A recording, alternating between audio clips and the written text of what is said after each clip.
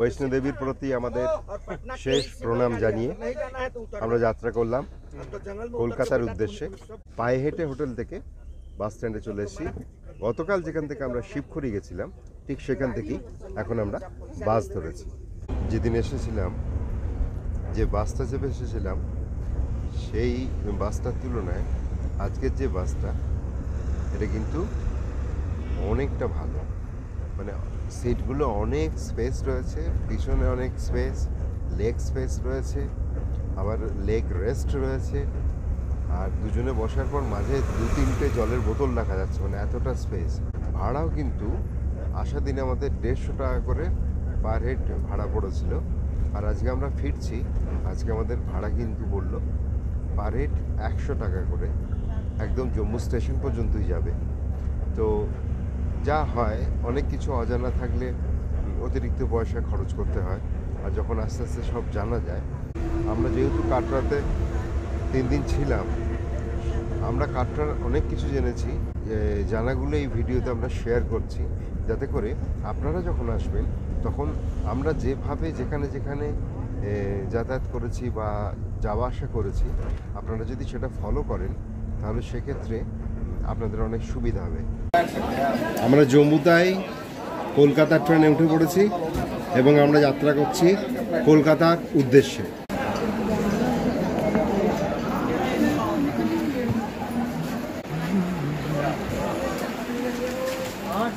আমাদের seat number 1 and 3, একটা হচ্ছে লোয়ার আর একটা হচ্ছে আপার, অবশ্যই স্লিপার ক্লাস।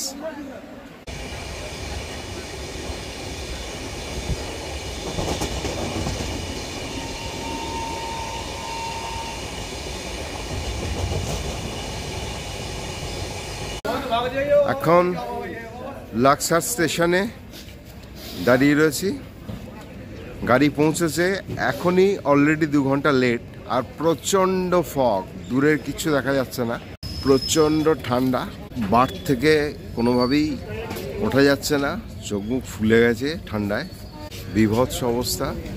এই অবস্থায় এখন রয়েছি, আর এখন আমি ঘড়িতে দেখলাম প্রায় বেজে গেছে 9টা 4।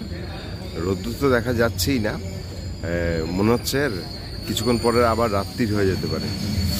দেখা যাক আগে আগে হোতা হ্যাঁ কিয়া।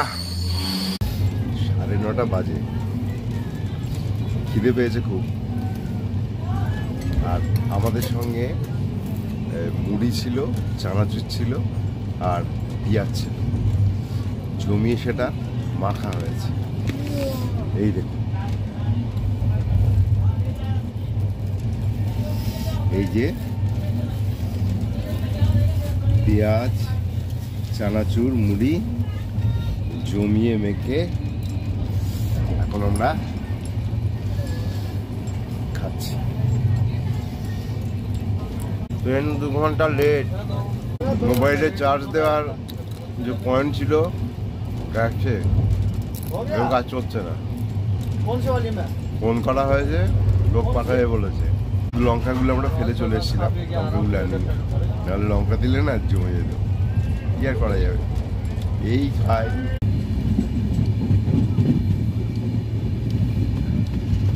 আমরা অনেকক্ষণ পরে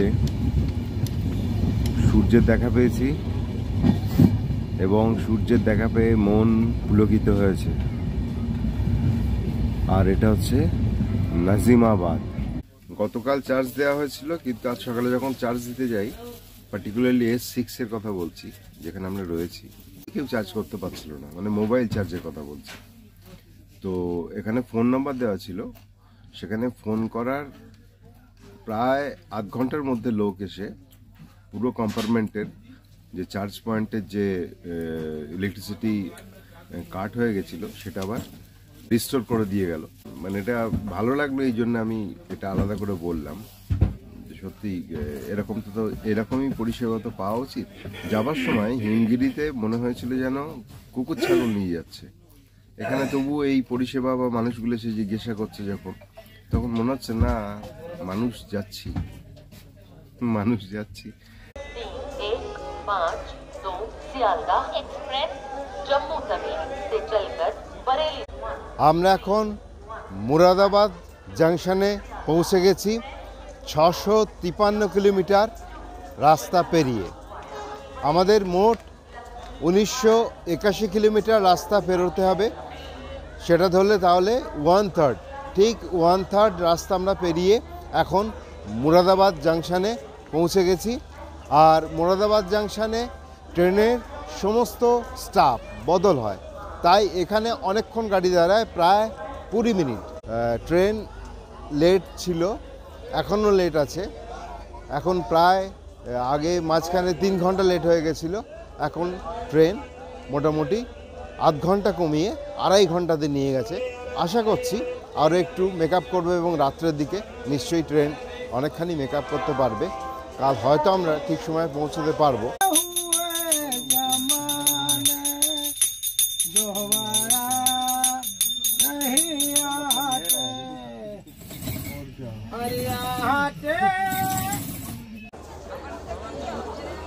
এখন বাজে 3:22। 742 কিলোমিটার ট্রেন জার্নি শেষ করে আমাদের ট্রেন এখন পৌঁছলো বারেলি স্টেশনে। আপনারা সেই বিখ্যাত গান শুনেছেন, বারেলিকে বাজার মে ঝুমকা গিরা রে। তো সেই বারেলি যার বাজারে এখনও ঝুমকা পড়ে রয়েছে। আপনাদের বলি, এই ঠান্ডায়, মারাত্মক ঠান্ডায় আমি কিন্তু স্নান করে ফেলেছি। চেষ্টা করছি যে বাকি জার্নিটুকু এনজয় করতে। বলতে বলতে আমাদের ট্রেন আবার ছেড়ে দিয়েছে এবং আমরা আবার এগিয়ে যাব। একজন ওপরে ঘুমোচ্ছে, শুধুই ঘুমোচ্ছে আর ঘুমোচ্ছে, ঘুমোচ্ছে আর ঘুমোচ্ছে। জেগে পাহারা দিচ্ছ আর আমি ঘুমোচ্ছি, এই হচ্ছে ব্যাপার। আরে স্নানই তো করেছি, বাইরে তো যেতেই হবে, এটাই তো আমার কাজ। এখন মুড়ি বানাচ্ছি, মুড়ি। এটা চানাচুর, এই যে টমেটো, আরও একটা টমেটো দিচ্ছি। 9 টমেটোগুলো পাথর হয়ে গেছে। প্রথম ভাবছিলাম বোঝায় বোধ করি হাত কেটে যাবে। 2টো টমেটো দিয়েছি, একটা পেঁয়াজ, প্রচুর পরিমাণে চানাচুর আর সল্টেড বাদাম, মশলা দেখতে পাচ্ছেন। এই মশলা দিয়ে দিচ্ছি, হেভি লাগবে খেতে, পুরো জমে যাবে। আজকে বিকেলটা ফাটাফাটি হবে।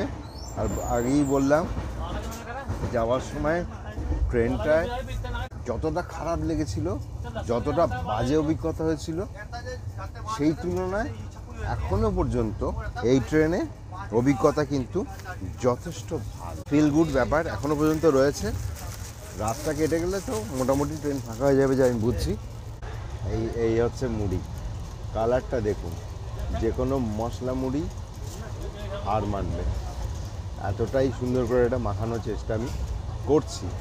আলটিমেটলি দেখতে দর্শনদারি হলেই তো হয় না, গুণ বিচারিও হওয়া দরকার।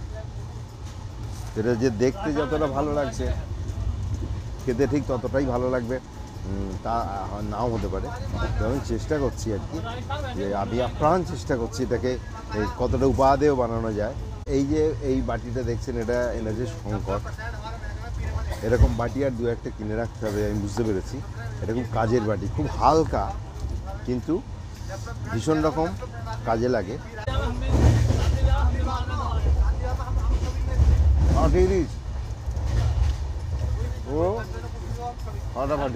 এখন বাজে 8:30, 8:35, আর আমাদের ট্রেন এখন পৌঁছে গেছে লখনউ।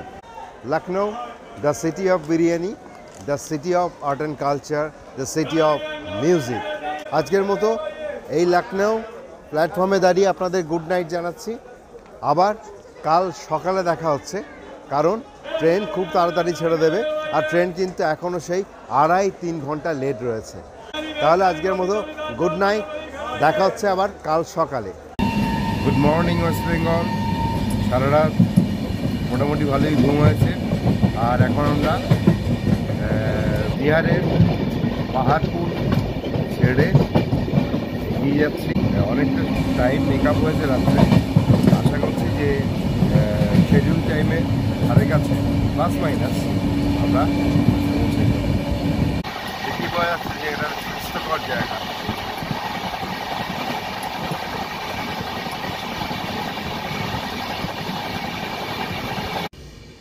এখন আমরা দেখতে পাচ্ছি পাহাড়পুরের পাহাড়। কত বড় বড় পাহাড় দেখে এলাম। তারপর এখন পাহাড়পুরের এই দৃশ্য, সকালবেলায় ঘুম থেকে প্রায় ওঠার পরপরই পাহাড়পুরের এই মনোরম দৃশ্য দেখতে দেখতে আমাদের সফর প্রায় শেষের দিকে যাচ্ছে। এটা কম কথা নয়, এগুলো আমরা আসার দিন দেখতে পাইনি, ফেরার দিন দেখছি। ছোট ছোট টিলা, এই জায়গাটা বেশ কিন্তু সুন্দর, মানে অসাধারণ। আমি বলছিলাম যে পরিবেশটা একটু অন্যরকম লাগছে, সুন্দর লাগছে।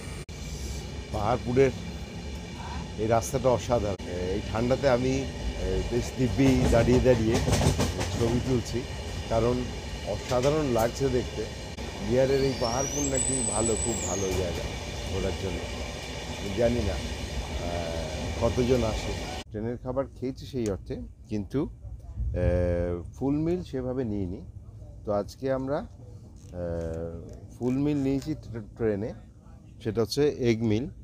আর আমরা এখন আপনাদের দেখাচ্ছি যে এখানে এক্স্যাক্টলি কী কী দিয়েছে। আচ্ছা, এখানে যেটা আপনাদের দেখাই দিয়েছে সেটা হচ্ছে ভাত দিয়েছে, আর দিয়েছে দুটো পরোটা, এছাড়া দিয়েছে ডাল, ডিমের কারি, একটা মিষ্টি, আর এটা হচ্ছে একটা সবজি। সবজিটা হচ্ছে আলু গোবির সবজি সম্ভবত, আর একটা রয়েছে পিকো, আচার। এই খাবারটার দাম পড়েছে 160 টাকা প্রতি প্লেট। এটা প্লাস্টিকের স্পুন দিয়েছে, যেটা কিন্তু একদমই হাইজেনিক না, উচিত না, গভর্নমেন্টের অন্তত এটা করা উচিত না। যাক, আমি তো স্পুন দিয়ে খাবোও না। তো আমি জাস্ট আপনাদের একটু বলে দিই কেমনটা কি খেতে হয়েছে। আমি ঠিক এই কারণেই ট্রেনের খাবার খেতে চাই না, আর এই জঘন্য খাবার খাচ্ছি এটা দেখানোর কোনো দরকার নেই। তো আমি খেয়ে নিই জঘন্য খাবারটা। 160 টাকায় জঘন্য খাবার। পাহাড় কেটে তার ভেতর দিয়ে একটা টানেল বানানো হয়েছে। সেই টানেল দিয়ে এখন আমাদের ট্রেন কলকাতার দিকে এগিয়ে যাচ্ছে। অন্ধকার পুরো।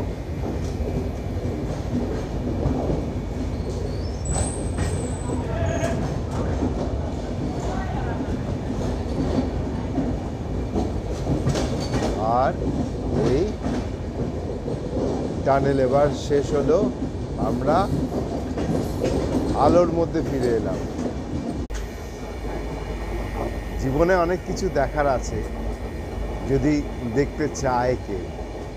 আমাদের যেখানে আমরা থাকি, বাসস্থান বা কর্মস্থান, সেখানেও কিন্তু আশেপাশে অনেক এমন জিনিস আছে যা ইচ্ছা করলে মনকে প্রফুল্ল করতে পারে, কিন্তু আমরা কজন সেটা দেখি বা দেখার চেষ্টা করি। আমরা 1906 এই টানেলে ঢুকছি এবার। আমরা দুটো টানেলে ঢুকেছিলাম, আর একটা টানেলে ঢুকছি। এটা যদিও খুব ছোট টানেল, তবুও আমরা ঢুকলাম টানেলে, এবং এই এবার আমরা টানেল থেকে বেরিয়ে এলাম। সুদূর বৈষ্ণোদেবী থেকে অনেক ভালো ভালো স্মৃতি নিশ্চয়ই নিয়ে ফিরেছি, কিন্তু যখন যাত্রা শেষ হতে চলেছে মনটা একটু খারাপ তো করেই। কিন্তু তখন অদ্ভুতভাবে এই দৃশ্যগুলো চোখের সামনে যখন চলে আসে এবং মনকে প্রফুল্ল করে, তখন ভাবতে হয় যে না, কোনো যাত্রারই শেষ হয় না। যাত্রার প্রত্যেকটি পদক্ষেপে, প্রত্যেকটি ইঞ্চিতে নতুন নতুন রোমাঞ্চ অপেক্ষা করছে। আপনি সেই রোমাঞ্চ কতটা গ্রহণ করবেন সেটা আপনার বিষয়, কিন্তু রোমাঞ্চ আছে, জীবনের প্রত্যেকটা মুহূর্তে রোমাঞ্চ আছে। ঝাড়খণ্ডের একটা কি বলবো আইডেন্টিটি। ঝাড়খণ্ডের প্রচুর এরকম জায়গা রয়েছে, রাজগীর, গিরিডি, মধুপুর। সাধারণ লাগছে দেখতে, পুরো সবুজে মোড়া একটা পাহাড়।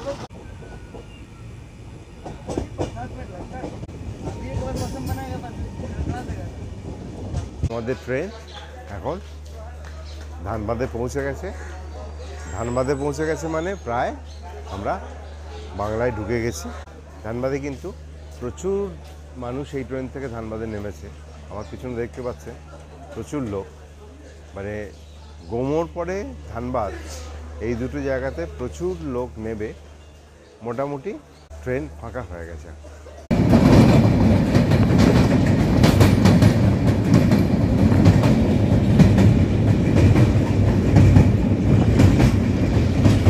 আমরা এখন বরাকর নদী পেরিয়ে গেলাম আর আমরা ঢুকলাম বাংলায়।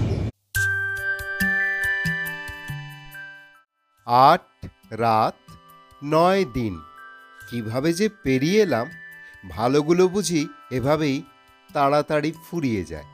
আপনাদের তো জানানো হয়নি কত খরচ হলো বৈষ্ণোদেবী যাত্রায়।